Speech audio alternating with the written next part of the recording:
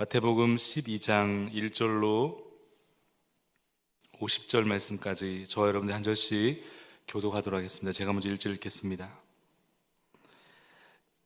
그때 예수께서 안식일에 밀밭 사이로 가실새 제자들이 시장하여 이삭을 잘라 먹으니 바리새인들이 보고 예수께 말하되 보시오, 당신의 제자들이 안식일에 하지 못할 일을 하나이다.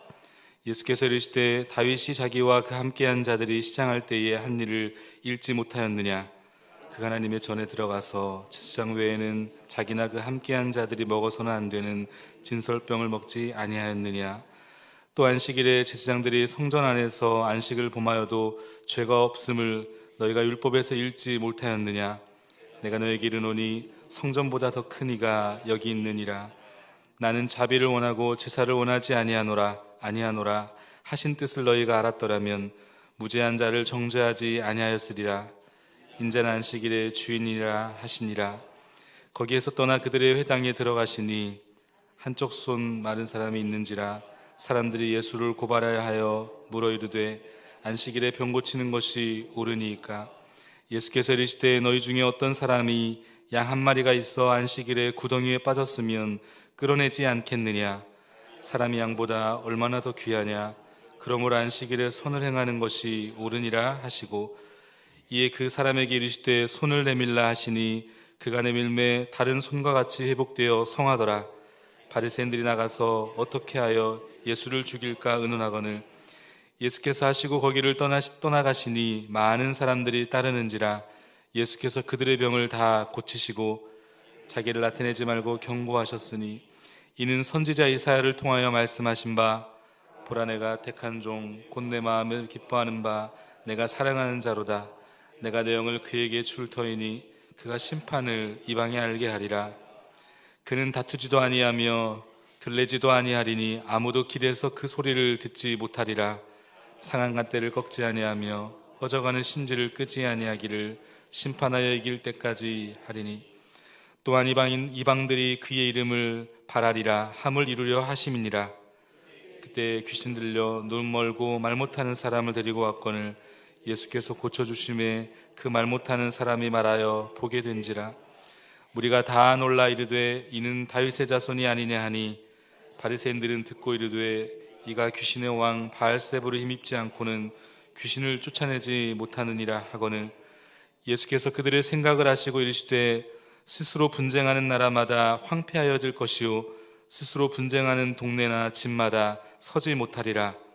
만일 사탄이 사탄을 쫓아내면 스스로 분쟁하는 것이니 그리하고야 어떻게 그의 나라가 서겠느냐? 또 내가 바알세불을 힘입어 귀신을 쫓아내면 너희의 아들들은 누구를 힘입어 쫓아내느냐? 그러므로 그들이 너희의 재판관이 되리라. 그러나 내가 하나님의 성령을 힘입어 귀신을 쫓아내는 것이면 하나님의 나라가 이미 너희에게 임하였느니라. 사람이 먼저 강한 자를 결박하지 않고서야 어떻게 그 강한 자의 집에 들어가 그 세간을 강탈하겠느냐? 결박한 후에야 그 집을 강탈하리라. 나와 함께 아니하는 자는 나를 반대하는 자요 나 함께 모지 아니하는 자는 해치는 자니라. 그러므로 내가 너희에게 이르노니 사람이 대한 모든 죄와 모독은 사하심을 얻되 성령을 모독하는 것은 사하심을 얻지 못하겠고, 또 누구든지 말로 인자를 거역하면 사하심을 얻되 누구든지 말로 성령을 거역하면 이 세상과 오는 세상에서도 사하심을 얻지 못하리라. 나무도 좋고 열매도 좋다 하든지 나무도 좋지 않고 열매도 좋지 않다 하든지 하라. 그 열매로 나무를 아느니라. 독사의 자식들아, 너희는 악하니 어떻게 선한 말을 할 수 있느냐? 이는 마음에 가득한 것을 입으로 말함이라. 선한 사람은 그 쌓은 선으로 선한 것을 내고 악한 사람은 그 쌓은 악으로 악한 것을 내느니라.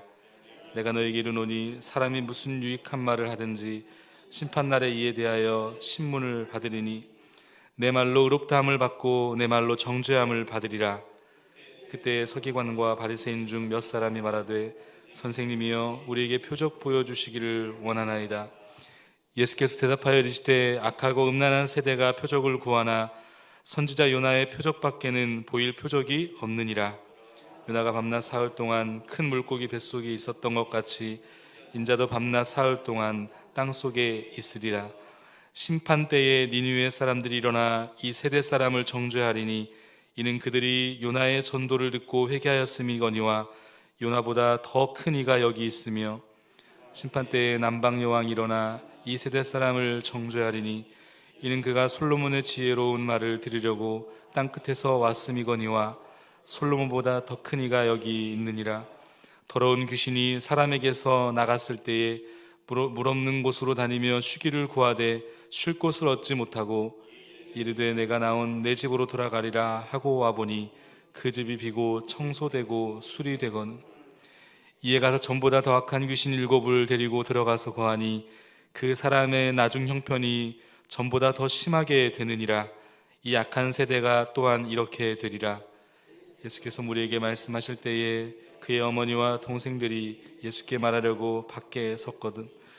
한 사람이 예수께 여짜오되 보소서 당신의 어머니와 동생들이 당신께 말하려고 밖에 서 있나이다 하니 말하던 사람에게 대답하여 이르시되 누가 내 어머니며 내 동생들이냐 하시고 손을 내밀어 제자들을 가리켜 이르시되 나의 어머니와 나의 동생들을 보라. 누구든지 하늘에 계신 내 아버지의 뜻대로 하는 자가 내 형제요 자매요 어머니이다 하시더라. 아멘. 껍데기가 아닌 본질을 붙들라. 껍데기가 아닌 본질을 붙들라라는 제목 가지고 잠시 하나님 말씀 나누겠습니다. 오늘 이 본문의 이 배경은 이렇습니다. 오늘 예수님께서 제자들과 함께 밀밭 사이를 지나가고 계셨는데 이 제자들이 마침 아마 밥을 먹지를 못했던 것 같습니다. 굉장히 배고픈 시장한 상태에서 그 밀밭에 있는 밀 이삭을 잘라서 먹게 되죠. 그런데 이게 이 바리새인들에게 있어서 문제가 되었습니다.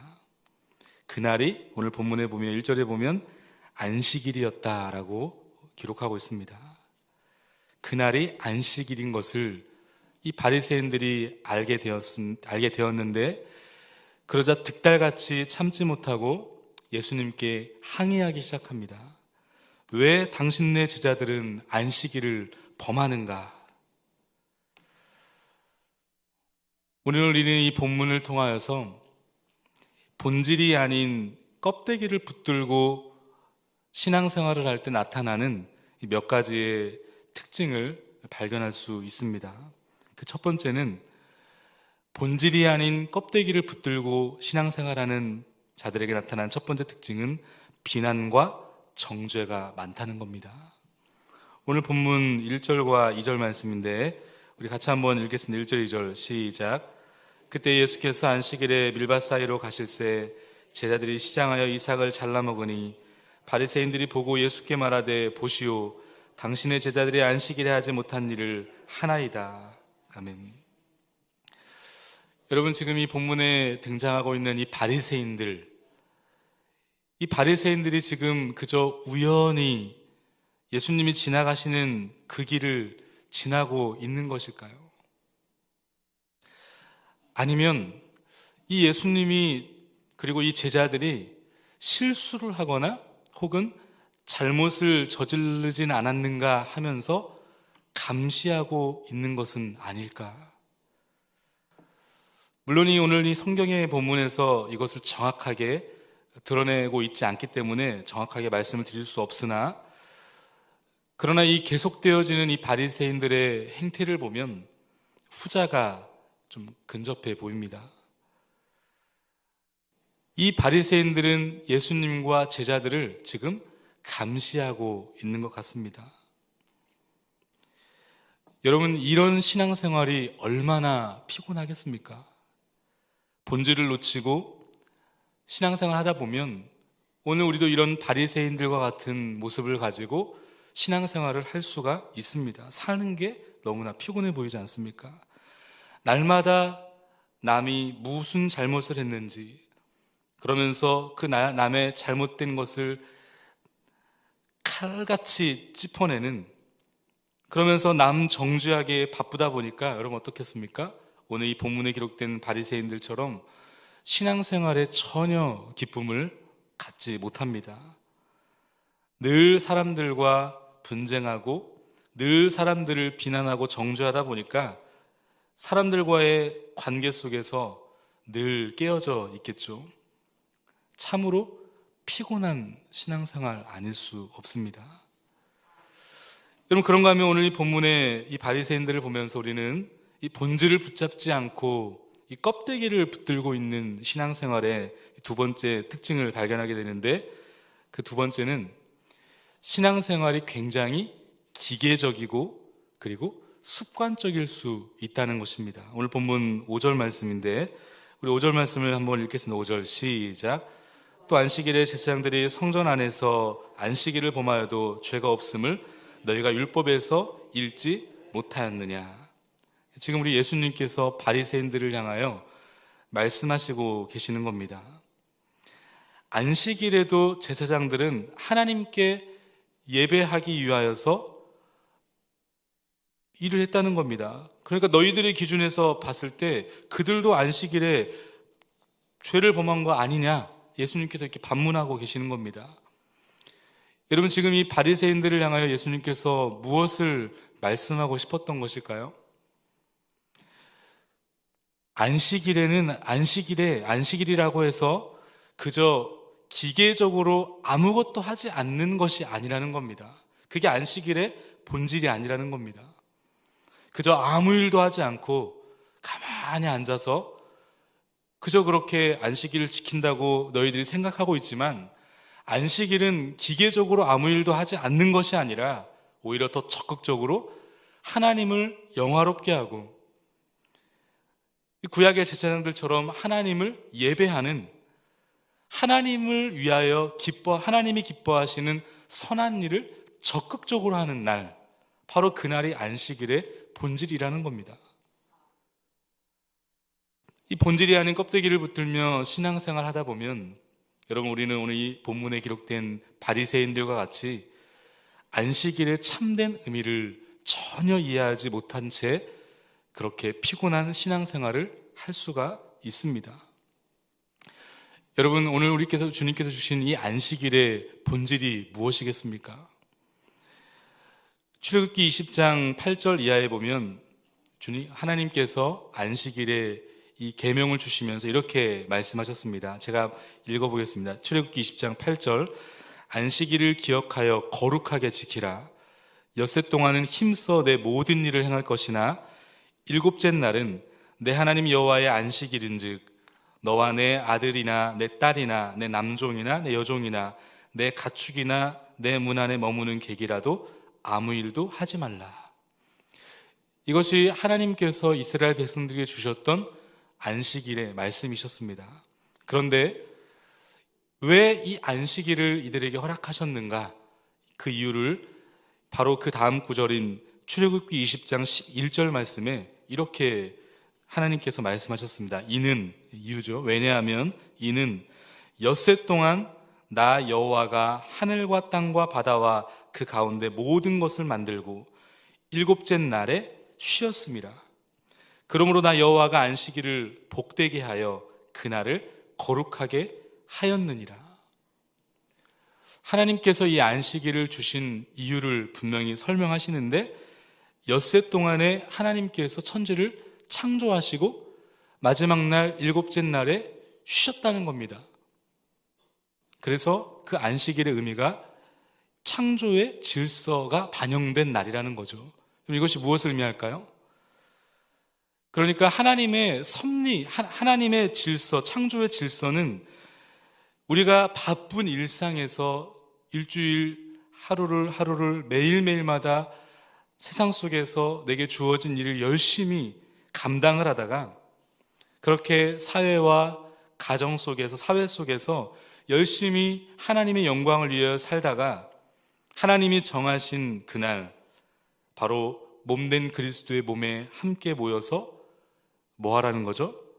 하나님을 바라보는 날이라는 겁니다. 그날이 바로 안식일이라는 거예요. 여러분, 안식일이라고 해서 그저 아무 일도 하지 않은 채 집에서 쉬는 날이 아닙니다. 여러분, 쉬는 날이 안식일의 본질이 아니에요. 어떤 분들은 그렇습니다. 목사님, 제가 너무 피곤하고 힘들어서 주일날 좀 쉬어야 되겠습니다. 안식일을 제가 좀 겪어야 되지 않겠습니까? 그리고서는 예배만 딱 드리고 집으로 그냥 돌아가는 분들이 많이 계십니다. 몸이 피곤하다는 거죠. 그런데 여러분, 육신의 몸이 피곤하다고 해서 쉰다고 해서 참된 안식일을 경험할 수 있을까요? 그렇지 않습니다.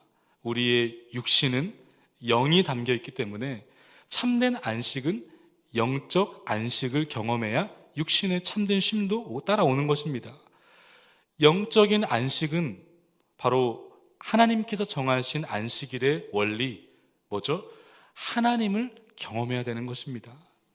하나님께서 나를 사랑하신다는 사실을 확인하는 시간, 하나님께서 오늘 나와 함께 하신다는 사실을 경험하는 시간, 여러분, 그것이 바로 오늘 우리 가운데 주어진 예배의 본질 아니겠습니까?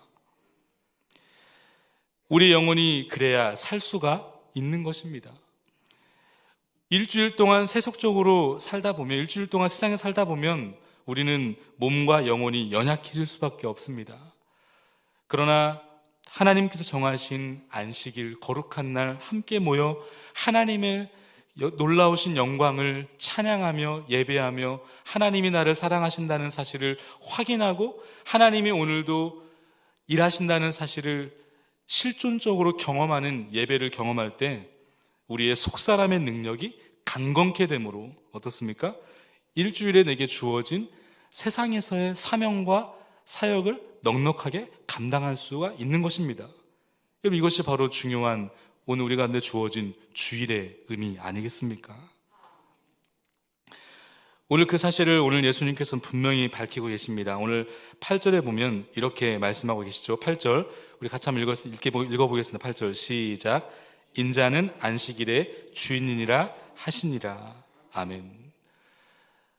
참된 본질, 바로 예수 그리스도, 그 예수 그리스도를 붙드는 것이야말로 우리는 가장 행복한 신앙생활을 할 수 있다는 사실을 우리 주님께서 밝히고 계신 것입니다. 여러분, 그런 의미에서 오늘 저와 여러분들은 어떻습니까? 오늘 이 말씀의 제목처럼 껍데기가 아닌 본질 예수 그리스도를 여러분 붙들고 계십니까? 날마다 예배 가운데 오늘도 살아서 역사하시는 창조주 되시는 하나님, 예수 그리스도 그분을 경험하고 계십니까? A.W. 토저라고 하는 분이 습관적 신앙에서 벗어나라라는 이 책을 쓰셨는데, 이 책에 보면 이 종교의 본질을 잃어버릴 때, 우리가 신앙의 본질을 잃어버릴 때 나타나는 이 몇 가지 중요한 특징들이 있는데, 이 점진적으로 부패하는 세 가지의 단계가 있다고 합니다. 본질을 잃어버릴 때. 그 첫 번째 단계가 기계적인 단계가 있다는 거예요. 이건 무엇을 말씀하는 것이겠습니까? 예배를 드리는데, 신앙생활을 하는데 아무런 뜨거움이 없습니다. 아무런 감격도 없어요. 그저 주일이 되었으니까 습관적으로 성경책을 들고 교회에 와서 말 그대로 기계적으로 하나님을 예배한다는 겁니다. 예배 시간에 앉아있고 그렇게 하다가 예배가 끝나버리면 그냥 그곳을 떠나버리는 굉장히 기계적인 신앙생활이 있다는 거예요. 이것이 본질을 잃어버린 신앙생활의 첫 번째 단계라는 겁니다. 기계적인 단계. 그런데 이 기계적인 단계를 오랫동안 방치해버리면 이 두 번째 단계로 나아가게 되는데, 이 두 번째 단계가 이제는 이것이 습관적인 단계로 간다는 겁니다. 신앙생활이 완전히 습관이 된다는 겁니다. 몸은 와 있지만 마음은 저 멀리 가 있는 거예요. 습관이죠. 물론 습관적인, 그리고 늘 우리가 그 자리를 지키는 것도 중요하지만, 여러분, 이 A.W. 토저의 말에 의하면 이것은 잘못된 신앙이라는 거예요. 창조 되시는 하나님께서 오늘 우리와 동행하시고, 임마누엘 되시는 성령님께서 우리와 동행하시고, 말씀으로 우리와 함께 하시는 예수 그리스도께서 우리와 동행하심에도 불구하고 전혀 그 사실을 이해하지 못한 채 기계적이고 습관적으로 그러면서 이것을 방치해버리면 마지막 세 번째 단계로 나아가는데 부패의 단계라는 겁니다. 이제는 그저 기계적이고 습관적인 것에 머물러 있는 것이 아니라 부패의 단계라는 거죠. 그래서 하나님께서 오늘 우리 가운데 이 땅에 보내신 사명, 하나님의 나라, 잃어버린 영혼들을 살리고 잃어버린 영혼들을 구원하고 그 영혼들을 하나님 말씀으로 세워가는 사역, 여기에는 전혀 관심이 없는 겁니다. 그저 부패한 채로 이 땅을 그렇게 살아가게 된다는 거죠. 여러분, 이 A.W. 토저가 우리에게 경고하고 있는 이 경고의 메시지가 무엇이겠습니까? 본질을 놓쳐버리는 이 껍데기 신앙을 가지고 있는 오늘 이 본문에 기록된 바리새인들과 같은 모습이 오늘 혹시 우리에게 있지는 않는지를 이 아침 돌아볼 수 있기를 주님의 이름으로 축복합니다. 여러분, 하나님께서는 우리가 이 땅을 살아가면서 참된 예수 그리스도 안에서 행복하기를 원하십니다. 여러분, 신앙이라고 하는 것은 짐이 아니라 행복입니다. 행복하지 않는데 왜 우리 주님께서 왜 우리 가운데 이 땅에 남겨두셨겠습니까? 예수님 믿으면 그냥 그걸로 끝! 가장 좋은 하나님의 나라 들어가면 가장 좋은 것 아니겠습니까? 그런데 우리 하나님께서 그렇게 하지 아니하시고 우리를 예수 그리스도를 믿게 하심으로 말미암아 하나님의 자녀 삼아 주셨는데 이 땅에서 우리를 남겨두셨단 말이죠. 여러분, 그 자체가 짐이 아니라 이제부터는 예수를 믿는 이후부터는 행복한 삶이 찾아오게 되는 것입니다. 삶의 가치는 소유가 아니라 의미에 있죠. 그런데 여러분, 참된 의미는 삶의 주어를 이 하나님 예수 그리스도로 모실 때 참된 의미가 주어지는 것입니다. 그게 신앙의 본질이죠. 오늘 우리는 껍데기가 아닌 본질 되시는 예수 그리스도를 붙들 수 있기를 주님의 이름으로 축복합니다. 우리의 삶의 주인 되어주시고 우리의 삶의 주권자 되어주시는 예수 그리스도, 오늘도 본질 되신 그 주님의 말씀 앞에 매 순간순간 나의 생각을 예수님의 생각으로 바꾸어 보고 내 안에 있는 내가 어떻게 감당할 수 없는 나의 감정을 예수 그리스도께 주시는 마음으로 다스려 보고 무엇인가를 결단하고 결정할 때 내게 주신 하나님의 말씀의 기준 앞에서 예수 그리스도를 붙들고 결단해 보는 참된 하나님의 자녀로서 예수 그리스도의 제자로서 살아가시기는 오늘 이 하루가 될 수 있기를 주님의 이름으로 축복합니다. 우리 함께 이 시간 기도하기를 원하는데 오늘 말씀을 붙들고 기도하시기를 바라고요. 두 번째는 우리 몸된 그리스도의 몸인 교회와 우리 사랑하는 담임 목사님의 영육의 강건하심을 위해서 기도해 주시고, 특별히 오늘 이 아침 우리 몸된 교회에 우리 질병과 또 아픔을 갖고 계시는 우리 귀한 분들을 위해 기도하시면 좋겠습니다. 특별히 오랜 시간 우리 교회를 위해서 헌신하시고 모든 것을 드리신 우리 특별히 원로 목사님 건강의 회복을 위해서, 또 두 번째는 우리 원로 장로님이신 우리 강도산 장로님 내일 이제 중요한 우리 수술을 앞에 두고 계십니다. 오랜 시간 이 문제를 놓고 기도하고 계셨고 또 좋은 기회를 하나님께서 주신 것 같습니다.